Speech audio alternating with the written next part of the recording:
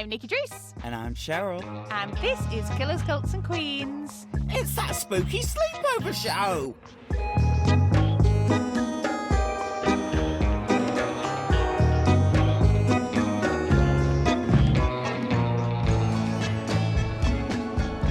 Hello, and welcome to Killers, Cults and Queens. It's time for the Spooky Sleepover.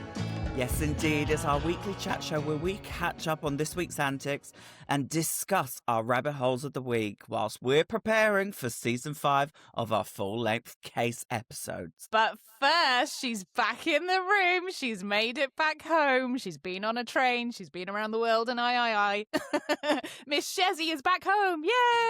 She's back and she's got a leaky eye already. Oh, no. The leaky eye is the worst, isn't it? It looks like I've got a lazy eye, but I did not have time to fix this. We had to podcast.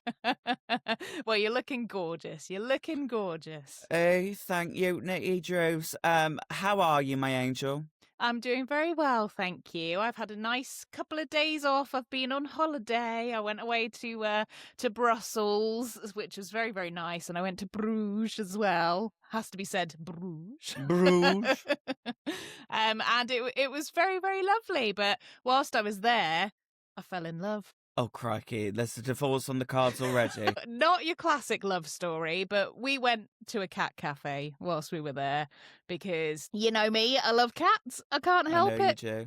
And we found one on TripAdvisor called Cup Cats, the only cat cafe in Brussels. Before I sat down, I looked down to my right and there was a little Sphinx cat. And she was sat on the floor and she was looking up at me like that. And as soon as I sat down, she sat straight on my lap and I had her on my lap for a full hour. And I felt so chosen and so loved. And it was so lovely. And her name was Vroom Vroom. Is she Charlie XCX's daughter? I think so. But let me show you a photo. I will put it up on the Instagram. She is a brat cat. And this is Vroom Vroom. Is Vroom Vroom wearing a cherries jumper? Vroom Vroom is wearing a onesie which has cherries all over it. I am obsessed. Only Nikki Drews would find a cat cafe where the cats are wearing clothes. I know, she was so cute. And she sat there for the full time. She first went over to Neil and tried to give him a hug. But then she was like, nah, I can see that girl is wearing a skirt that looks like it's a blanket. I'm getting right on that. The owner of the cat cafe came round and eventually had to take her off my lap and said that she was being lazy and she wasn't doing any work. So Vroom Vroom had to go back to work, unfortunately. But that was how I fell in love. But okay, well, it wasn't how I was expecting you to fall in love, but it's the only Nikki Drews way to fall in love, really. Exactly. But it's made me very much want to get a Sphinx cat, and our guest today has a Sphinx cat. So that's a nice little link. That is a fabulous link. Now, I've got to quickly ask you, how much Bruges Belgian chocolate did you consume whilst you were there? Well, we did buy quite a large amount of it. Everywhere you go in Bruges and Brussels, they basically try and give you free chocolate, which is fine by me. Oh, I'll take that. Yep. But it means that, unfortunately, I then want to buy all of the chocolate from places. But we went to somewhere quite interesting, and I bought a box of chocolates from there that I haven't dived into yet, that I am really interested in because they have really weird flavours. So one of the flavours is earth flavoured. Huh? Yep. So sort of a clay flavoured chocolate, which you can kind of think might work. Bit earthy, might work. Perfume, yes. Chocolate, no. One of them is fresh apple and freshly cut grass. Oh. So I think they're going to be interesting, but they look beautiful. They look absolutely stunning. Again, I'll put another picture up from my hollybobs. We need the visuals because grass-flavoured chocolate's not doing it for me. Yeah, maybe I'll do a taste test on the Patreon. Please do. But how are you adjusting to being back home? Are you back with your boys? I am home, 7 weeks away. I am finally home.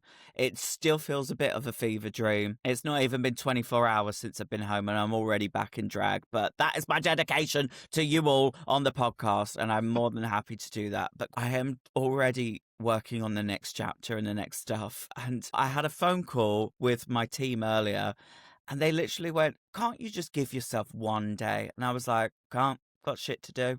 Got Got places shit to to be, people to see, episodes to plan, tours to manage, Yeah. and Shezzy to keep active. Well, it's a very privileged position to be in, isn't it? It's nice to have the opportunity to be this busy. It's really, really good. But it doesn't half get to you after a while, though, doesn't it? I'm not going to lie, Nikki, I was struggling to wake up this morning. I had one eye open and one eye shut, and I literally said, maybe an extra half an hour. And Hayden was like, no, up now. We're going to the dentist. Oh, no. Straight back home and straight to the dentist. That sounds like a terrible time. Message in. Is that your idea of hell? Going straight to the dentist, everybody. We must know if I'm literally living in a nightmare of some people. See, I used to be absolutely terrified of the dentist, and then my dentist now, who is absolutely fantastic, just got rid of all of that fear for me and just eradicated it entirely. Didn't even kind of mention it. We didn't even sort of go through the kind of fear thing. He was just so calming from the get-go that it's never been a problem since. Well, it's never a problem. It's always a solution. Ding, ding, ding. Oh, we both got lovely gnashes. Yours are yours. Mine are paid for.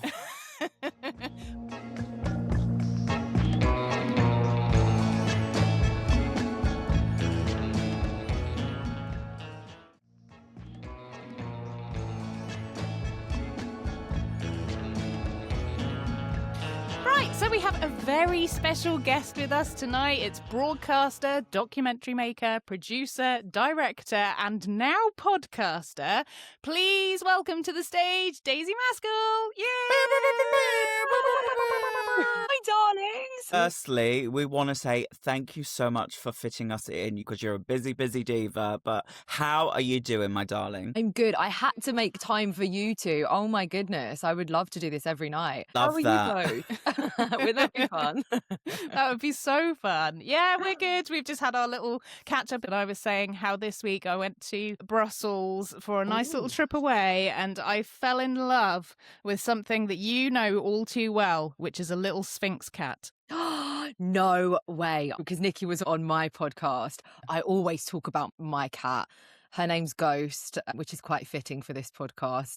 And she's a little sphinxy and they're very cute. I feel like, Nikki, you need to take the plunge. You need to get yourself I know. one. The signs keep coming thick and fast. That's the thing. And I'm like, oh, shall I get one? Because I desperately want a rescue cat, but it's tricky, isn't it? Because sphinxes don't come up very often, and I don't want to buy one. So it's like, if anybody's got a sphinx that they don't want anymore, let me know. You could give it a really great home. Yeah, give them all to me. I want them all. The tiny goblins. Oh, it's too cute. So, Daisy, I was very, very lucky to have guested on your new podcast recently, and I had an absolutely wonderful time. The episode is out now if you want to go and have a listen. But tell us about your new show, because it's brand new, isn't it? It is. It's brand new, and we drop new episodes every Monday. And it's a little bit of chaos, to be honest with you. I sit down with a guest every week, and each of us bring a weird little curiosity or a headline or something on our algorithm that we want to add to a soft news bulletin for that week, because there's just so much terrible news out there. We are so consumed by it. So at the end of the episode, with each of our editions, we create, just a sort of a little soft news bulletin full of little crazy curiosities. I think our episode this week with you, Nikki, was very ghosty, ghouly and true crimey, they're sort of my favourite things to talk about, and a lot of my algorithm is made up of that sort of stuff as well. I went to a medium yesterday. Shut up. So I was listening to our episode on my drive to the medium, and I ended up having it was like an hour and a half, almost 2 hour reading. It was It was very intense, but it was a lot of fun. In the best possible way? In the best possible way. So it was interesting because this lady that I went to, I'd never done it this way before. She had obviously people coming through in the traditional medium sense, but she was also speaking a lot about people that were on Earthside as well in my life. Oh. So it kind of ended up being a little bit of like past, present and future, which was fun. But we ended up covering a lot, and it was a joint session with my mum. And I was speaking to my friend on the phone about it earlier. It kind of felt like an alternative to family therapy in a way. Just calling in the spirits. Yeah, Yeah. it was. Yeah. There was sort of a therapizing vibe about it. Me and my mum sat on the sofa in front of this lady's living room, just digging through our family history. There was something quite healing about the experience. But yeah, fun for a Monday afternoon that was. Yeah, it sounds lovely. We, as well, are having our tarot cards read in a couple of weeks, which is very exciting. So we're doing it on the pod. And Cheryl's not had her cards read before. Never. So Ever. it's going to be really fun. And yeah, I'm just really excited for Shez to have her cards read because I think it'll make you think about things in a different way. What if I get the Grim, though? But the death card doesn't mean death. That's the thing. Cheryl, do you dabble in this sort of stuff much? Or this is your first time that you're going to get your cards read to you, but have you been or seen anyone before? No, I have literally never seen a medium, a psychic, had a reading, pulled the cards, pulled the lever cronk. I've done none of it.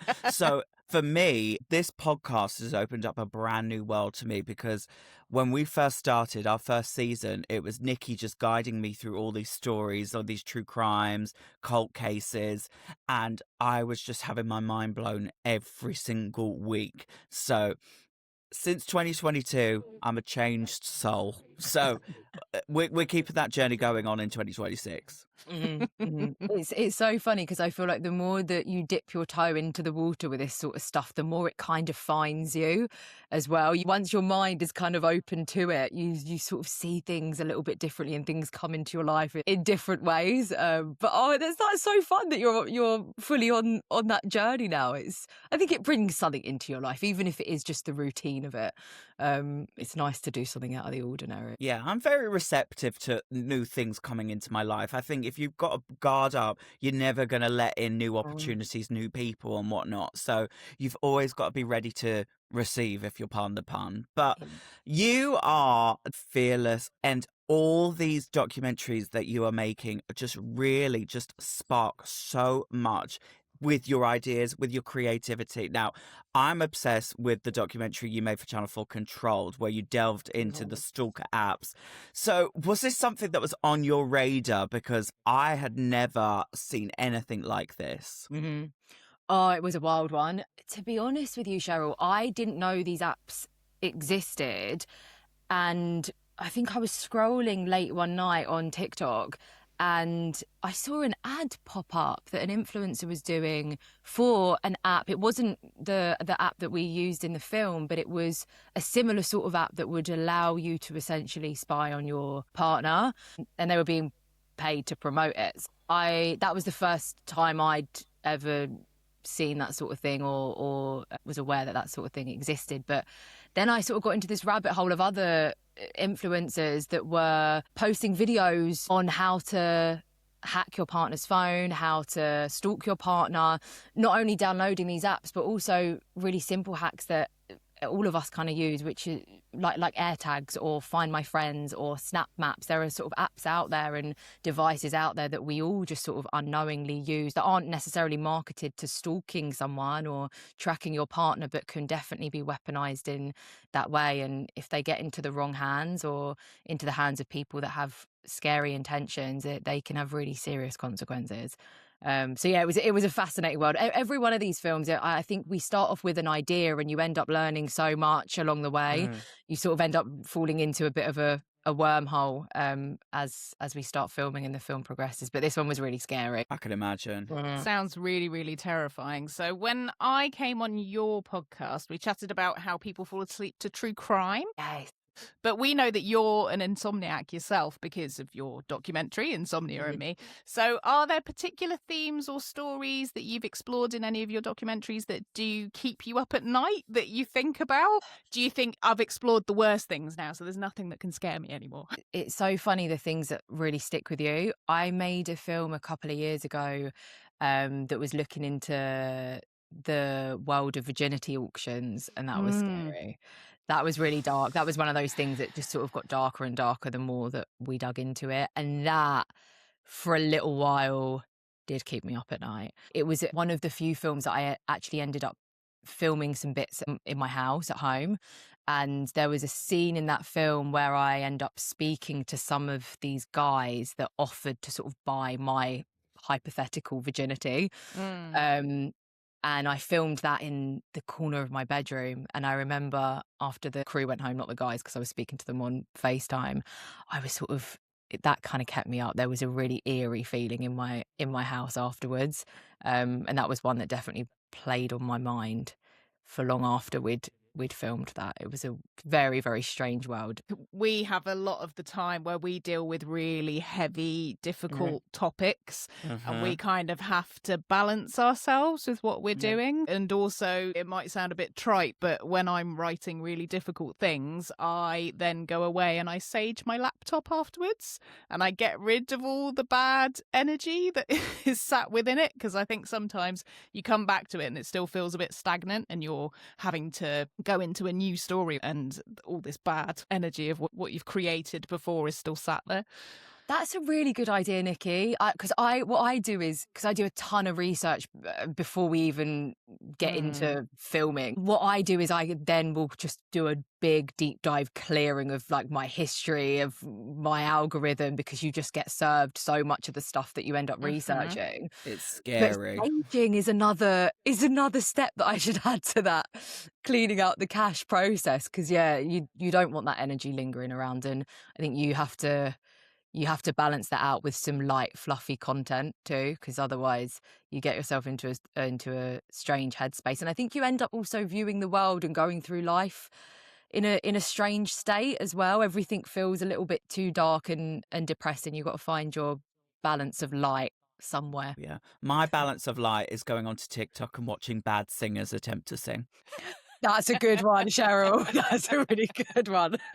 So do you watch people that are uploading videos themselves and singing, or do you go through like the X Factor iconic sort of worst auditions where you're getting your fix from? Well, I could probably quote word for word most of the X Factor auditions. You messed your pants! That's quite fabulous! But I also just love the TikToks of people just uploading them singing and be like, running up that hill, running up a building. It just brings me some sort of joy, because I can hold a note in an ensemble, but I'm not going to be going to the Grammys anytime soon. But just watching somebody try and hit a note and just see them wincing themselves brings me a little bit of joy. It's Schadenfreude, we'll call it. Schadenfreude. But we on this podcast have a debate, and we have a discussion often about our ever-changing opinions. Now, I have a very serious question on this topic for you. Are you ready? Yes, I'm ready. What is your meal deal of choice? Oh no, Cheryl, I'm going to embarrass myself now. This is really awful. Safe space. I don't know that I have a meal deal of choice, because I hate sandwiches. Do you know what? I'm going to say something really controversial. I don't think I've ever actually eaten a sandwich in the traditional sense in my life. I'm not a fan of like cold food at all. So I don't really have a meal deal of choice, because obviously the staple of a meal deal is the sandwich. I can do the crisps and the chocolate and the drink, but the key element is missing for me. So it's something that I just don't really ever partake in. This is a first on Killers, Cops and Queens. We've never had somebody say they haven't had a meal deal. Oh, This is an exclusive. Okay, well, if we're doing this, right, you're looking at the fridge. Yeah. You're looking at the snacks. What are you reaching for first? I'm talking snacks and bevies. Listen, do you know, okay, I'll go one step further and be the worst person on earth. If there's like a fridge raider option, I'll get a little chicken situation to replace the fact that I'm not having a sandwich. Cheryl has banned fridge raiders. They're not allowed. I'm so on your side, Cheryl. Like, I am literally the worst person alive, even just saying that. I wouldn't open that bag up if I was like, you know, in a communal area. On the tube. Yeah, they are just, I don't know what they are made out of. And then for crisps, I'm like a girl that loves a lentil chip, or those like pop chips. Like I'd probably What flavour though? maybe a barbecue pop chips. Is that a good one? I'm team salt and vinegar all the way. Nikki. Sour cream and onion is Okay. more my thing. Well, I'll go for the salt and vinegar, particularly if I'm going for the chickeny main. I probably wouldn't do chicken and barbecue. That's a bit too rogue for me. But a pop chip nonetheless has my heart. And then for a drink, maybe like a San Pellegrino. Oh, she's bougie. Yeah, give me a little San Pellegrino. We've got to balance out the chicken raider, the fridge raider. Like a grapefruit or that like blood orange. Oh, do you like the really sour kind of licorice flavoured one? Yeah. I do love a bit of licorice as well. I've got a very strange palate, but that would be my meal deal of choice. I don't know where we'd be selling those options. Do Tesco do a stand? Sounds like Holland Barrett to me. Well, San Pellegrino definitely shits on my fucking Lucasade Sport, that's for sure.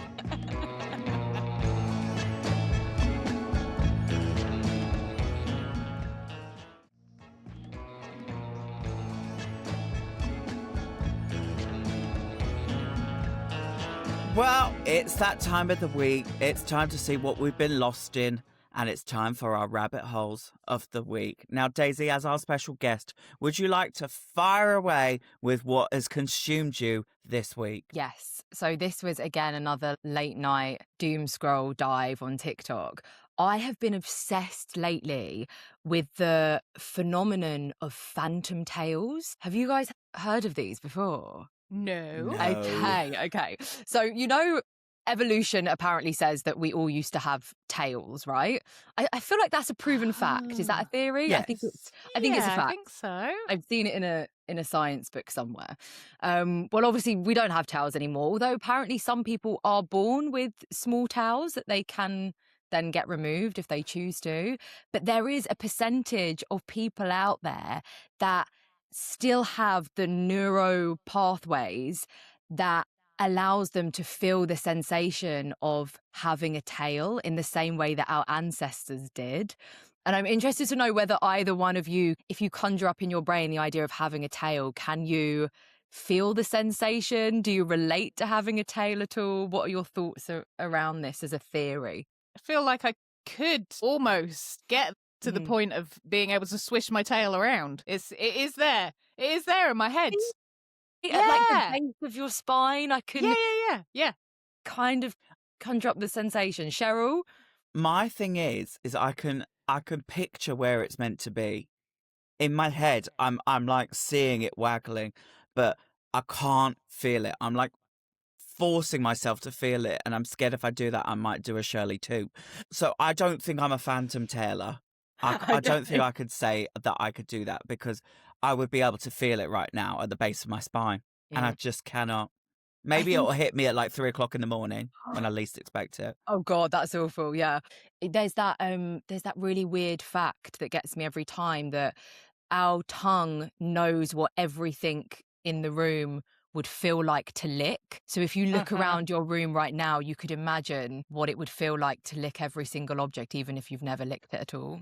Yeah, and how does that happen? Because, like, I literally have, like, a plastic plant next to me. I know exactly what that's like. It's so weird. I'm not sure I want to lick anything in this room. If you guys had tails, and I'm kind of sad that we don't have them anymore, because I could find many uses for mine. What would you guys do with your tails? I would probably dye mine pink, to be honest. Cute. It's going to happen. It's got to match the hair. When you're out shopping and somebody really aggravates you so much that you accidentally swing your shopping bag into them. I'd be doing that all the time with my tail and be like, whoops, sorry, my tail. I wonder if like tail fashion would be a thing, because I think I would probably bedazzle mine, or maybe like pierce the end. I quite like to think what tail etiquette would be as well, because it would be great to have an extra hand, like, when we're carrying 1,000,001 things, to hang things off of the end of your tail would be quite fun. When you sit down, would you put your tail over your lap, or would you sit on your tail? Because I feel like Put I it would between your legs. I feel like I would curl it round onto my lap. Oh yeah, I see. And would it be rude to put your tail on the rest your tail on the table in the same way it's rude to put your elbows on the table? Would you shake tails with someone? Like a high five. Yeah. There's so many Oh, possibilities. that's so many probabilities that I'm sure our listeners are going to lose their minds and let us know what they would do with their tails. All right, Nikki Drews, what is your rabbit hole this week? Okay, well, I have something that is related to my holiday because we were wandering around on a Sunday morning and suddenly I heard these bells coming from the nearby church and it was very, very nice. And then all of a sudden I was like, hang on a minute, I recognise those tunes. But I had to think about it for a little while as to what it was, and then it suddenly clicked. Just to give you a little bit of an overview, so in the square of Bruges, they have the Belfort Tower, which is from the 13th century, so we're talking very, very old. It is a UNESCO World Heritage Site. There's 366 stairs to the top. And spoiler alert for the film In Bruges, just in case you haven't seen it. But at the conclusion of the film, Brendan Gleeson falls from the top of that tower and dies. So not Brendan Gleeson himself, but the character, I should say. So here's where the bells come in. And firstly, I need to play you a little something because we're going to have a guessing game of Name That Tune from the bells in Bruges. Oh my gosh. Nikki, I swear to God, you know how competitive I get at Name That Tune. This is fun.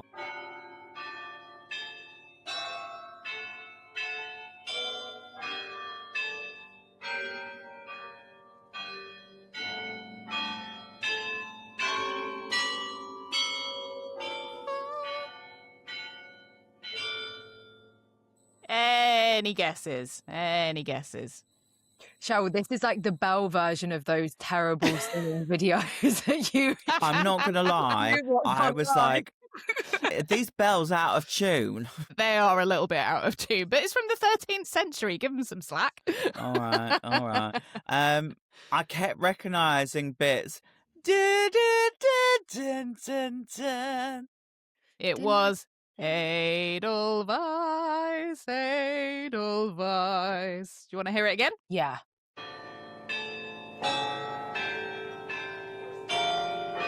Edelweiss.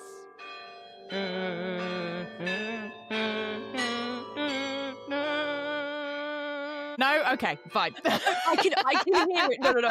There's remnants of it there, Nikki. Okay, so moving on, we're going to go to another one. Now, this is the one that pricked on my ears, and this just tickled my funny bone in a way that I cannot even describe, and I hope it tickles yours too, because I was crying with laughter by the time we got round to the coffee shop. Okay.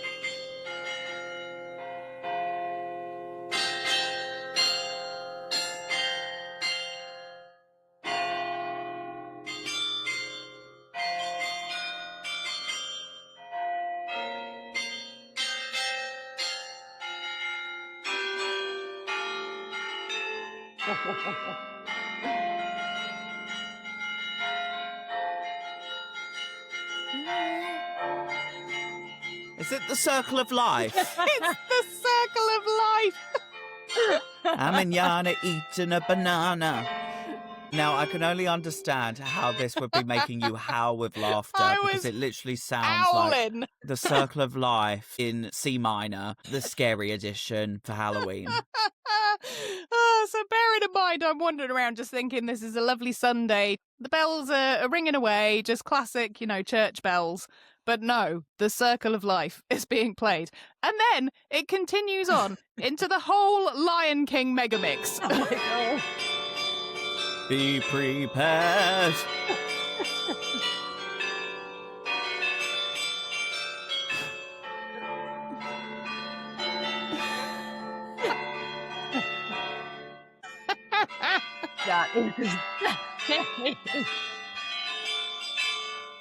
Why did they decide to go for a whole Lion King medley? What was the reasoning behind that choice? Did they say? So they have an hour-long concert 3 times a week. So they have one on Wednesdays, Saturdays and Sundays from 11 until 12.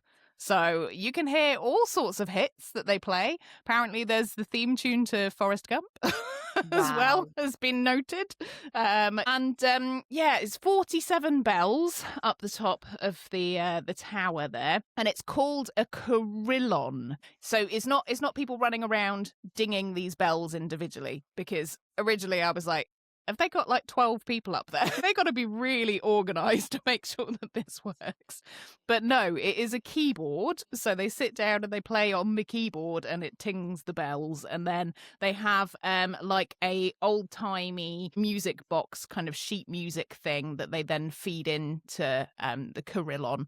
And then it continues to play throughout the day. So they have an automated one as well. So, but you can tune in every single time they have a concert. They put it on their Facebook, they live stream it, and Wow. they have two people that play the carillon, and they're called carillonneurs, which there only seems to be two of them, and they are father and duo, so it runs in the family. And they have been playing for years by the looks of it. So that was my rabbit hole this week, was just trying to work out exactly what these bells are playing and trying not to die from laughter. So if you are ever in Bruges and you want to have a lie-in past 11 a.m. on a Sunday, good luck, because you ain't going to have one. Oh, that is so Be fun. bombarded with Disney.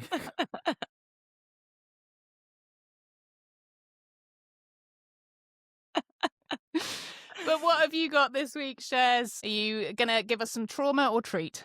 Well, it is pure treat this week in the worst possible way. For Daisy's context, I have been out on the road doing a theatre tour for the last 7 weeks, and for 5 of those I have been without a kitchen. Now, most of these venues only have a microwave to provide, so we're either ordering, pinging, or just living off meal deals. So I have been frequenting Just Eat, Uber Eats, and Deliveroo quite religiously for the last couple of weeks.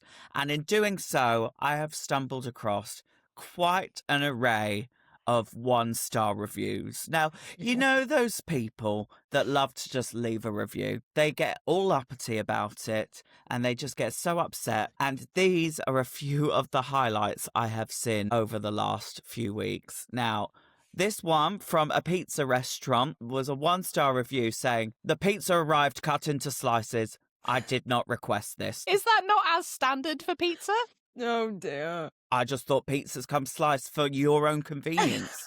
Yeah, it's giving frisbee, if not. Like, I don't know what else they wanted to do. Like, yeah, what do you want to do with a whole pizza? I'm interested to know. Fold So it up and funny. shove it in. I don't know.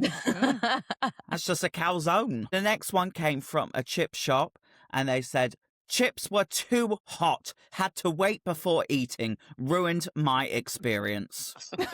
Well, your chips are going to eventually cool down. It's not like they're going to stay hot forever. Just calm down a bit. Oh, God. And you know this was Martin, 63, who is bored shitless in his retirement. Yeah, cannot wait 30 seconds. And this final one from a curry house. "Ordered a korma. I wanted something mild, but this was bland. No idea what I was expecting, but it wasn't that." Well, if you order a korma, that's on you. That's got nothing to do with the restaurant. Grow up, Martin. Are you guys complainers? Like, if you are sitting in a restaurant, you've ordered something and you don't like it, or it's not what you're expecting, would you complain, or would you just sit there and take it? I'm a definite, "Thank you very much. That was lovely. I really liked it. Thank you." I won't ever complain unless it is something like I've ended up with the wrong food or it's completely raw. Then I'm not saying anything. And Yeah, for I'm the me, same. I worked in restaurants my whole time pre-drag, so I have been on the receiving end of every complaint under the sun. So I know how to tactfully say, "I understand it's busy, I understand you're under a lot of stress, but my chicken is so raw it's clucking." You can find ways around it, so it has to be completely abysmal for me to say something. Otherwise, I could just suck it up and deal with it if my McDonald's chips are a bit cold, you know? Yeah, I think I fall actually in between the two of you, because I couldn't complain about the sort of everyday. If something was cold, I probably wouldn't say anything. But yeah, if it was like a food standard issue, I'm very stereotypically Libra, so everything has to be with balance. Everything has to be considered. So I've gone through the hoops in my head before I will ever say something. Someone could like literally give me a bob haircut in the hairdressers and I'd probably still be like, I love it. Well, I had an experience. We were in a city on this tour, and we had a nice little break before we could get into the theatres. Let's go find some decent lunch and have a nice little brunchy kind of affair. And we went to a restaurant, and let's just say there was one poor diva serving. I said, would you be able to seat 8 of us? I understand that's a lot to take on. She went, yeah, sure. I was like, okay, let's give her a chance. 45 minutes rolls round, nowhere to be seen. Do you know where she was? Standing there on her phone at the bar. The waiter and me wrote down all the food with all the additions and the subtractions. And I went up to her and I was like, hi, I've managed to get our order. Would you like me to tell you it? She went, I'll be over in a bit. 10 minutes rolls past. I was like, I was just doing your job for you. What the fuck are you playing at? So lesson learned. If they're not playing ball with you, you bounce out of that gaff. Especially if you've tried to meet someone halfway as well. I think I always lead with good intentions and, yeah, meeting someone in the middle, especially if you can see that someone's swept off their feet. But in this case, Cheryl, yeah, I think that would have been the last straw. It was diabolical by the time the food actually came. It's funny you said that you've been on tour and you've been living without a kitchen. I had a stint just before I moved in to a new house. I was living out of a hotel and I learned to do so many amazing things with a hotel kettle. I should have actually set up a TikTok page because it's quite amazing what you can do, but it's really difficult living without a kitchen. Like living off of Deliveroo and Uber Eats and Just Eat it's rough. Sometimes you need a hob. You want to chop an onion. You need a home-cooked meal. I would have bought an air fryer if I knew it was going to be that bad. A toasting machine would have sorted you right out. Lesson learned. Next time, I'm going to Robert Dias. Get it on the rider. Well, coming up next, Daisy's new documentaries, 101 uses for a kettle. That's right. Yeah. Well, thank you so much for joining us today, Daisy. Have you got anything that you want to plug? Oh, thank you so much for having me. First of all, it's been so wonderful. And I guess, yeah, just more episodes of the podcast. They're dropping every Monday. So there'll be another one next week. Nikki is on this week. The podcast is called Truish. You can catch it wherever you get your podcasts. We're always talking something weird and wonderful. So come and have a listen. Thank you, darlings. It's been the best evening. It's been wonderful chatting to you.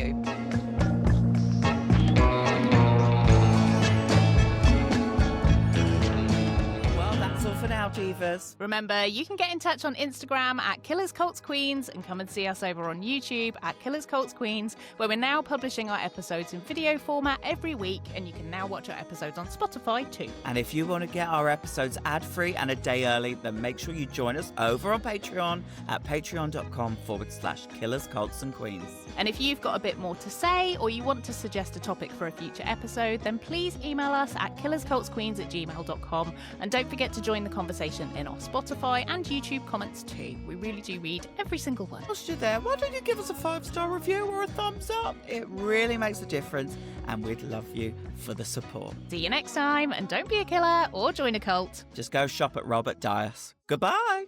Goodbye. Wow, wow, wow.